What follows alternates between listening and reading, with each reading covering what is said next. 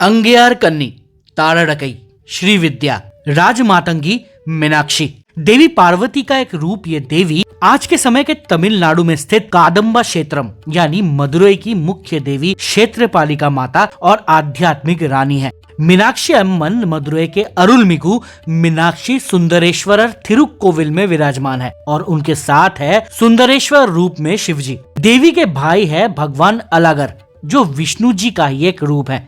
कौन है ये मीनाक्षी देवी, क्या है उनकी कथा, जो बातें एक भारतीय के तौर पर आपको जाननी चाहिए उनके बारे में, वो सभी इस वीडियो के कुल 6 चैप्टर्स में मैंने समझाया है।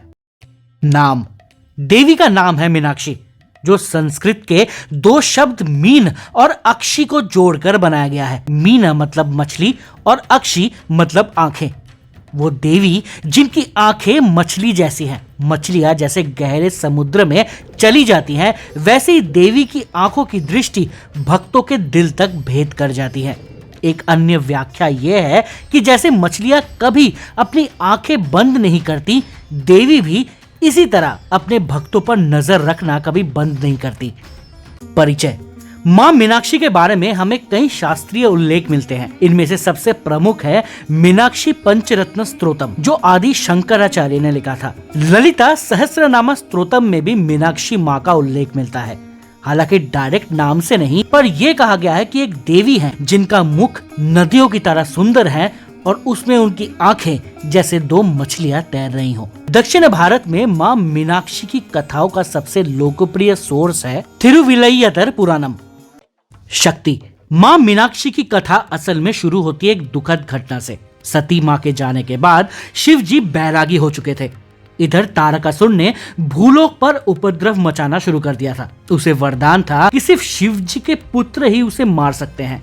मां सती पार्वती देवी के रूप में पुनर्जन्म ले चुकी थी। शिव और पार्वती के बीच प्रेम सृष्टि करने के लिए देवताओं ने कामदेव को भेजा, जिन्होंने शिव जी पर अपना काम वाण चलाया। पर शिव जी अपना ध्यान भंग होते देख क्रोध में आकर अपनी तीसरी आंख से कामदेव को भस्म कर देते हैं। कामदेव के इसी भस्म से पैदा होता है भस्मासुर। भस्मासुर को मारने के लिए धरती लोक पर आती है मां ललिता त्रिपुर सुंदरी, जो मां पार्वती का ही रूप है। पर वो अकेली नहीं आती, उनके साथ देवी मातंगी और देवी वाराही भी आती हैं, जो देवी ललिता की मदद करती हैं भस्मासुर के खिलाफ। लड़ाई के बाद तीनों देवियां भूलोक में तीनों अलग अलग जगह जाके बसती हैं। मां वाराही जाती है काशी, जहां आज भी उन्हें काल भैरव बाबा के साथ ही काशी की क्षेत्रपालिका कहा जाता है। देवी त्रिपुरा सुंदरी जाती हैं कांचीपुरम, जहां वो आज के दिन कामाक्षी अम्मन के रूप में विराजमान है। और देवी मातंगी जाके बसती हैं कादम्बा क्षेत्रम, मतलब आज के दिन का मदुरई। पर इन सब में मां मीनाक्षी कहां गई, जानेंगे अगले चैप्टर में। स्वयंभू।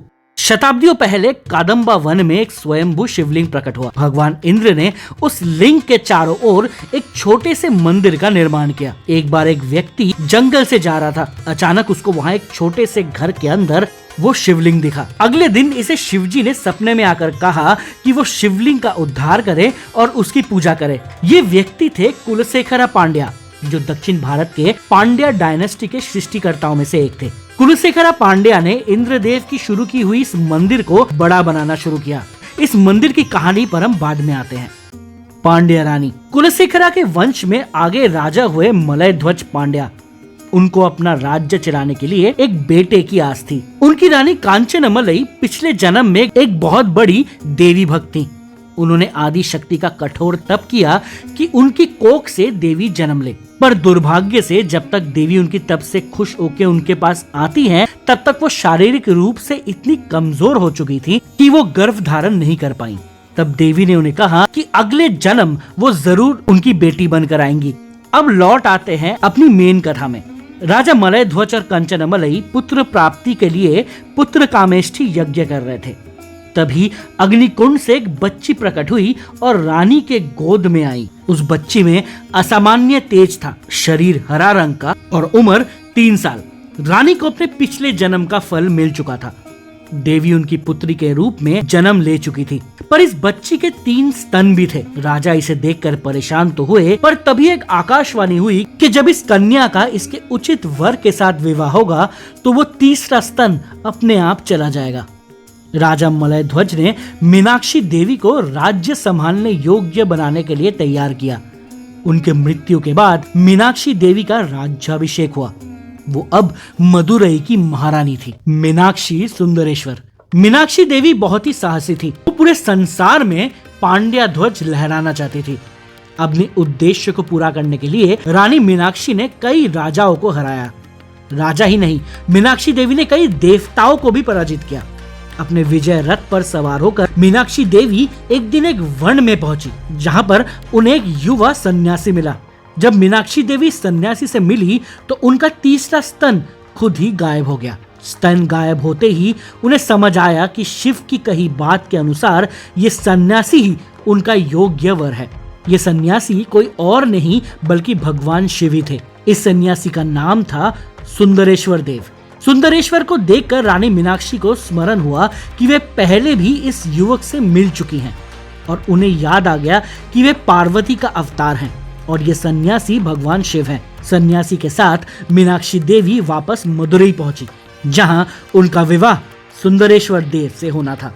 इस शादी में खुद श्री विष्णु ने आकर कन्यादानम किया था, क्योंकि शास्त्रीय मतों में विष्णु जी देवी पार्वती के ही भाई हैं। आज भी मदुरई मीनाक्षी मंदिर से कुछ ही दूर अलागार कोविल मंदिर में विष्णु जी अपनी बहन और बहनोई के पास ही विराजमान हैं। विष्णु जी ने ही शिव जी को शादी के लिए तैयार किया था।